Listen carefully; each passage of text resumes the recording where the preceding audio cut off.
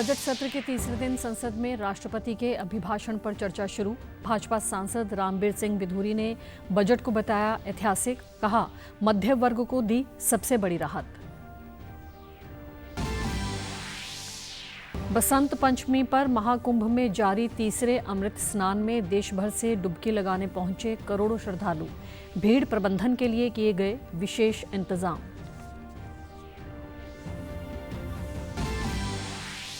और पंजाब सरकार ने अनुसूचित जाति के विद्यार्थियों के लिए पोस्ट मैट्रिक छात्रवृत्ति योजना के तहत जारी की 55 करोड़ 45 लाख की राशि।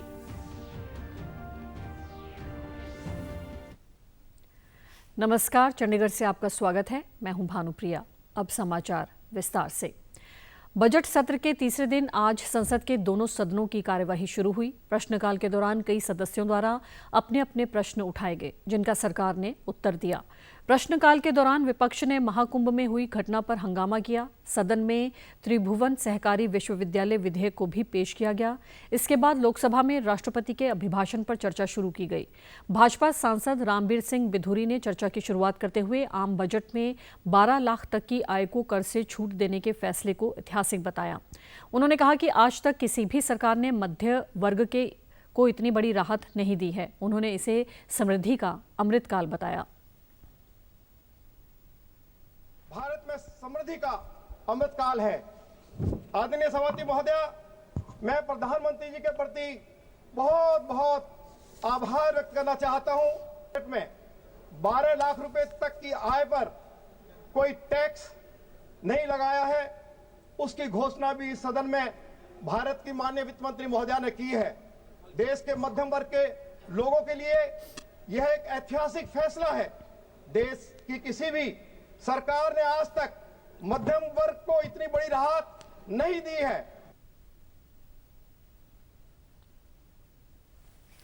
प्रयागराज में चल रहे दिव्य भव्य महाकुंभ का बसंत पंचमी पर आयोजित तीसरा अमृत स्नान सुबह से जारी है। निर्धारित कार्यक्रम के अनुसार विभिन्न अखाड़ों के साधु संत पारंपरिक तरीके से भव्य रथों पर सवार होकर गाजे बाजे के साथ प्रातः 4 बजे ध्वजा पताकाएं बैंड बाजों के साथ स्नान करने के लिए निकले। इसके पश्चात क्रमबद्ध तरीके से अखाड़ों के साधु संतों ने त्रिवेणी संगम पर अमृत स्नान की शुरुआत की। विभिन्न अखाड़ों का ये अमृत स्नान आज शाम 4 बजे तक चलेगा। प्रयागराज की दिव्य धरा पर 13 अखाड़ों के साधु संतों समेत दुनिया भर से करोड़ों श्रद्धालु आज के अमृत स्नान में आस्था की डुबकी लगाने के लिए महाकुंभ में शामिल हो रहे हैं। महाकुंभ 2025 का पहला अमृत स्नान मकर संक्रांति के पावन अवसर पर शुरू हुआ था। वहीं दूसरा अमृत स्नान मौनी अमावस्या के अवसर पर हुआ था। तीसरे अमृत स्नान के मद्देनजर सुरक्षा के व्यापक प्रबंध किए गए हैं। मेला क्षेत्र में श्रद्धालुओं की सुरक्षा के लिए प्रशासन ने नए सिरे से कार्य योजना लागू की है। मुख्यमंत्री योगी आदित्यनाथ सुबह 3:30 बजे से अपने सरकारी आवास स्थित वॉर रूम में बीजेपी प्रमुख सचिव गृह एवं मुख्यमंत्री कार्यालय के अधिकारियों से लगातार अपडेट ले रहे हैं और उन्हें आवश्यक निर्देश भी दे रहे हैं। प्रयागराज में आज शासकीय अवकाश है। इसके साथ ही तीसरे अमृत स्नान पर सुरक्षा और श्रद्धालुओं की सुख सुविधा सुनिश्चित करने के लिए अर्धसैनिक बल सहित 50,000 से अधिक पुलिसकर्मी तैनात किए गए हैं। भीड़ वाले क्षेत्र को चिन्हित कर अतिरिक्त सुरक्षा बलों की तैनाती की गई है। इसके अलावा श्रद्धालुओं के आने और जाने के अलग अलग मार्ग निर्धारित किए गए हैं ताकि वे आसानी से पवित्र स्नान कर सकें।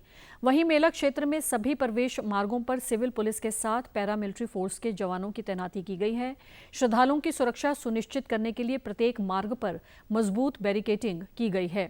इसके अलावा लोगों की भारी भीड़ की संख्या को कंट्रोल करने के लिए शहर में 88 होल्डिंग एरिया बनाए गए हैं।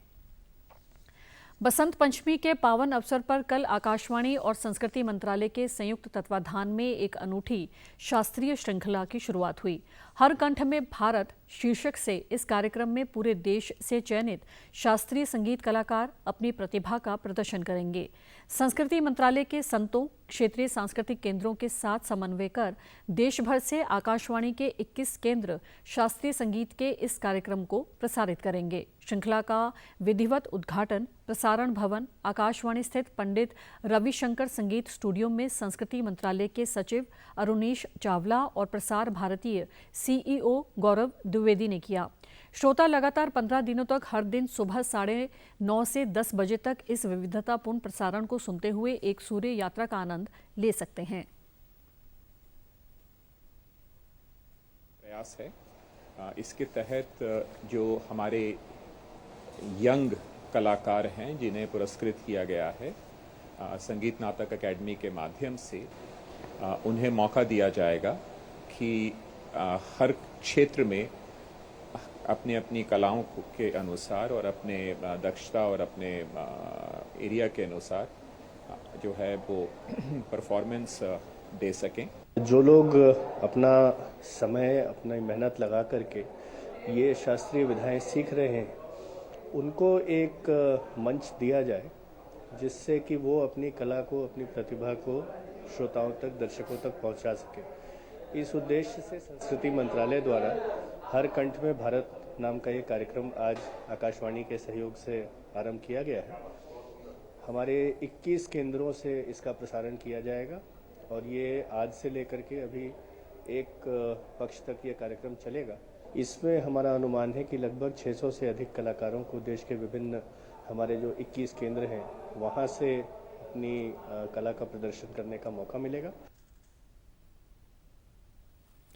चंडीगढ़ नगर निगम के नवनिर्वाचित वरिष्ठ उप महापौर जसबीर सिंह बंटी और उप महापौर तरुणा मेहता ने आज अपना पदभार ग्रहण कर लिया है। वे आज अपने समर्थकों के साथ नगर निगम पहुंचे, जहां उन्होंने विधिवत रूप से अपना पदभार ग्रहण किया।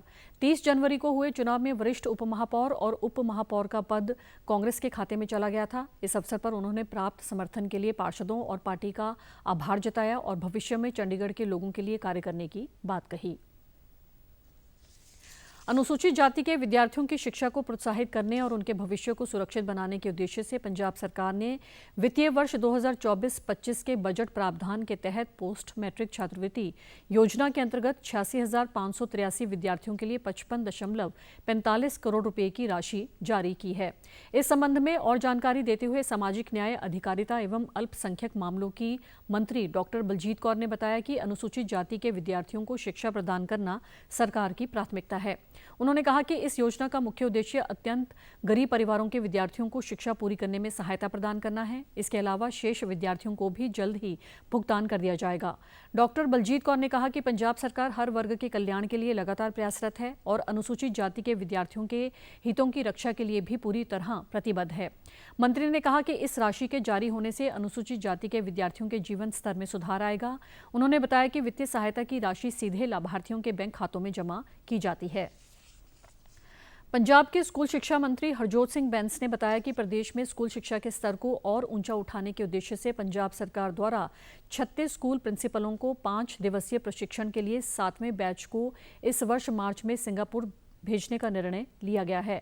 उन्होंने बताया कि लीडरशिप डेवलपमेंट प्रोग्राम के तहत अब तक पंजाब के 198 प्रिंसिपल और शिक्षा अधिकारी सिंगापुर की प्रिंसिपल्स अकादमी से प्रशिक्षण प्राप्त कर चुके हैं। इस प्रशिक्षण के लिए पात्रता मानदंड साझा करते हुए शिक्षा मंत्री ने बताया कि उम्मीदवार की आयु 31 जनवरी 2025 तक 53 वर्ष से अधिक नहीं होनी चाहिए और उसके पास कम से कम सितंबर 2025 तक वैध भारतीय पासपोर्ट होना चाहिए। उन्होंने कहा कि उम्मीदवार के खिलाफ कोई चार्जशीट या आपराधिक मामला लंबित नहीं होना चाहिए। उन्होंने कहा कि प्रिंसिपलों के लिए सिंगापुर का ये दौरा उन्हें एक व्यापक प्रशिक्षण अनुभव प्रदान करने के लिए तैयार किया गया है।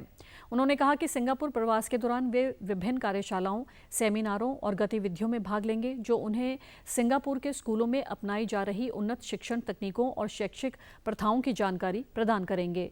बैंस ने कहा कि ये दौरा प्रिंसिपलों को निरंतर सीखने और शिक्षा क्षेत्र में सुधार के लिए प्रेरित करेगा, जिससे वे अपने स्कूलों में नवीन शिक्षण विधियों और रणनीतियों को लागू कर सकें। उन्होंने कहा कि अपने अनुभवों और विचारों को साझा करके वे प्रदेश के स्कूलों में एक सहयोगी शिक्षण वातावरण के निर्माण में योगदान देंगे। इससे प्रणालीगत प्रभाव पड़ेगा और स्कूलों में अंतर शिक्षण, उच्च प्रेरणा और शिक्षण प्रशिक्षण प्रक्रियाओं में भी सुधार होगा। पंजाब के वित्त मंत्री हरपाल सिंह चीमा ने बताया कि राज्य ने वित्तीय वर्ष 2023-24 की तुलना में चालू वित्तीय वर्ष में जनवरी तक नेट वस्तु एवं सेवा कर प्राप्ति में प्रभावशाली 11.87% की वृद्धि हासिल की है, जो 10% की राष्ट्रीय औसत दर से अधिक है। चंडीगढ़ से जारी एक बयान में उन्होंने कहा कि पंजाब ने चालू वित्तीय वर्ष में आबकारी में 15.33% की वृद्धि और नेट जीएसटी, आबकारी वैट, सीएसटी और पीएसडीटी करों से प्राप्त कुल राजस्व में 11.67% की नेट वृद्धि दर्ज की है। एक प्रेस बयान में ये जानकारी देते हुए वित्त मंत्री ने बताया कि पंजाब देश के उन 3 प्रमुख जनरल कैटेगरी स्टेट्स में शामिल हैं जिन्होंने जीएसटी प्राप्ति में राष्ट्रीय विकास दर को पार किया है। चालू वित्तीय वर्ष में जनवरी तक नेट जीएसटी प्राप्ति 19,414.57 करोड़ रुपए रही है, जबकि वित्तीय वर्ष 2023-24 की इसी अवधि के दौरान 17,354.26 करोड़ रुपए एकत्रित किए गए थे। पंजाब सरकार की राज्य को आत्मनिर्भर बनाने के लिए अपने कर राजस्व को बढ़ाने की प्रतिबद्धता को दोहराते हुए वित्त मंत्री ने आबकारी और कराधान विभाग की पहलों की सराहना की। हरियाणा के ऊर्जा परिवहन एवं श्रम मंत्री अनिल विज ने कल चंदपुरा से जगाधरी रोड तक 2 करोड़ 67 लाख रुपए की लागत से टांगरी नदी बांध को 1.5 फुट ऊंचा व पक्का करने के कार्य का शिलान्यास किया। इस मौके पर कैबिनेट मंत्री ने कहा कि 2023 में टांगरी नदी में आई बाढ़ से साथ लगती कॉलोनी वासियों को काफ़ी नुकसान हुआ था। इसके बाद उन्होंने टांगरी नदी को गहरा और बांध को कुछ हद तक कच्चा बनवा दिया था। अब इस बांध को 1.5 फीट और ऊपर उठाते हुए उस पर स्टोन पिचिंग डालकर इसे पक्का किया जा रहा है। उन्होंने कहा कि टांगरी नदी बरसाती नदी है जो हर बार बरसात में तबाही लाती है। एक तरफ तो बांध बनवा दिया और सड़क भी बनवा दी थी और अब उसकी 6 फीट और उसको चौड़ा किया जा रहा है। उन्होंने कहा कि उन्होंने टांगरी नदी को गहरा करवाने के लिए माइनिंग विभाग को कहा है। जैसे ही विभाग से मंजूरी मिलती है तो हम इसको 20 फीट गहरी करवा देंगे। इसके शहर के एक तरफ तो मैंने बांध भी बनवा दिया था और सड़क भी बनवा दी। उस सड़क को भी अब 6 फुट और चौड़ी करो के टेंडर हो चुकी है। पिछली बार मैंने इसमें एक कच्चा बांध बनवा, थोड़ा बचाव हुआ, अब उसका 1.5 फुट और ऊंचा करके चंदपुरा से लेके जगाधरी रोड बांध भी बनाएंगे और स्टोन पिचिंग भी करेंगे, जिसका आज फाउंडेशन। कुछ जमीन बीच में अधिग्रहण करने की दिक्कत आ रही है, लोग दे नहीं रहे। मैंने प्रार्थना की है लोगों से कि वे सभी जाकर मनाएं। केंद्रीय ऊर्जा मंत्री मनोहर लाल कल पिहोवा सरस्वती तीर्थ पर हरियाणा सरस्वती धरोहर विकास बोर्ड की तरफ से आयोजित अंतर्राष्ट्रीय सरस्वती महोत्सव के समापन समारोह को संबोधित किया। उन्होंने कहा कि हजारों वर्षों से नदियों को पवित्र माना गया है और प्रकृति के 5 तत्वों को भूमि, गगन, वायु, अग्नि और जल को भगवान की संज्ञा देकर हमेशा पूजा जाता रहा है। इन 5 तत्वों की पूजा करने से अच्छे संस्कार मिलते हैं, जिससे समाज और देश की नींव रखी जा सकती है। केंद्रीय मंत्री ने कहा कि इस क्षेत्र को देवभूमि भी कहा जाता है और अब लुप्त हो रहे इतिहास और संस्कृति को सहेजने के लगातार प्रयास किए जा रहे हैं। अब सरस्वती नदी को लेकर लगातार शोध चल रहा है और आगे भी चलता रहेगा। इसी जन जागरण को लेकर महोत्सव जैसे कार्यक्रमों का आयोजन किया जा रहा है। इससे पहले केंद्रीय मंत्री मनोहर लाल ने हरियाणा सरस्वती धरोहर विकास बोर्ड की प्रदर्शनी के साथ साथ सरस मेले का भी अवलोकन किया। उन्होंने सांस्कृतिक संध्या का भी शुभारंभ किया।